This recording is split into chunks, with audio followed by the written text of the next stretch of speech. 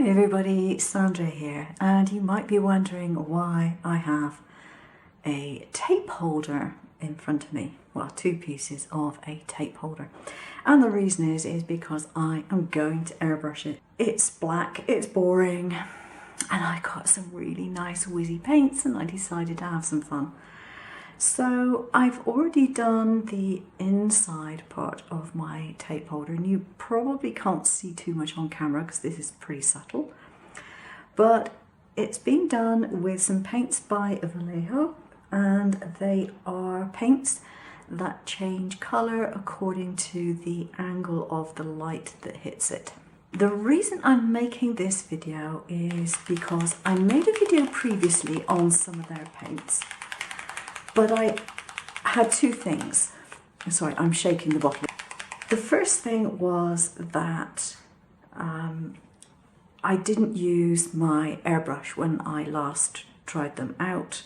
I just did some colour swatches, and these are really airbrush paints. Yes, you can manually brush them on.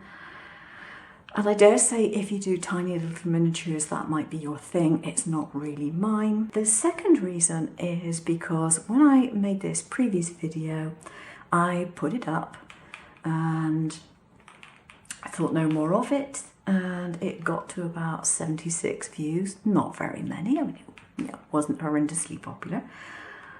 But then I had an email from another paint company asking me to take my video down. And they asked quite nicely, they were very polite about it, and they said they didn't wish me any harm or anything like that. They didn't want to, cause me any trouble as a YouTuber, but could I take the video down because they owned the term that was effectively on the packaging of the paints that I had purchased. Now, in reality, have they got the right to do that? I don't know. I don't particularly care. Didn't want to risk a YouTube strike for copyright reasons.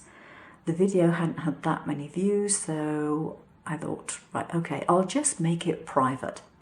And that way, nobody can see it again. So I replied to them and said, well, since you asked nicely, I'll private mark my video. But no, they insisted that it was actually either what would basically amount to remaking the entire video and the thumbnail, because the term that they had decided was theirs was an integral part of making the video, and I couldn't really do it any other way apart from remaking it. So I took the video down, and when I did that, I then contacted Vallejo and said, were you aware that there's a problem with this name on your paints? And they apologised profusely. They were really, really sorry that I'd been dragged into this.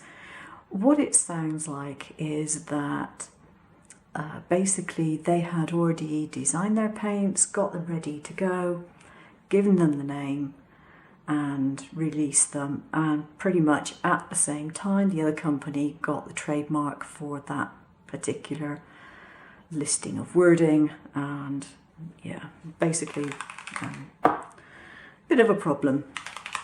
So they said, we will send you some more paints. We'd like to send you some more paints. I said, that's very nice of you.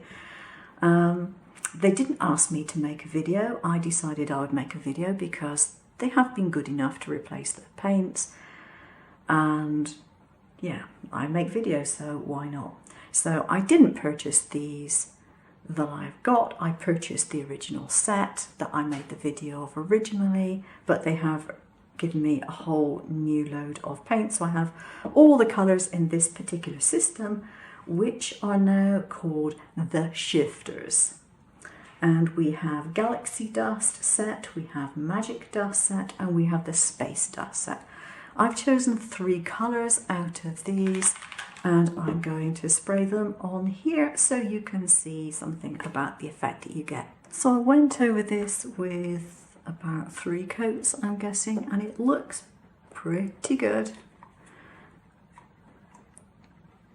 Very difficult to show this kind of effect on camera though, and although I can see it, the chances are that you probably cannot see the colours changing. Okay, just take it from me, they definitely do change. Now this kind of effect paint is best on a glossy black background. It's best on things that have curved surfaces rather than flat pieces of paper. Although you can get some very printy stencil effects if you use them for stenciling, but it's more difficult to get the colour changing element if you don't use an airbrush, and you have to do it manually.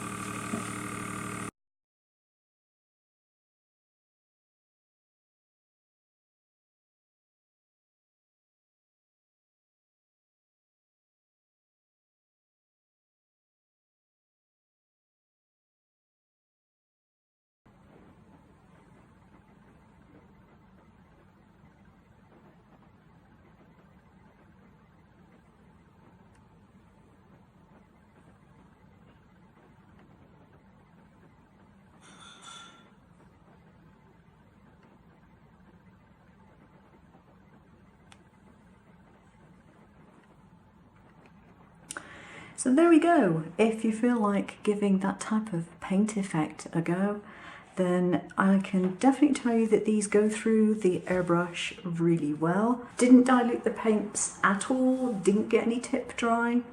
It was fine, they worked really, really well.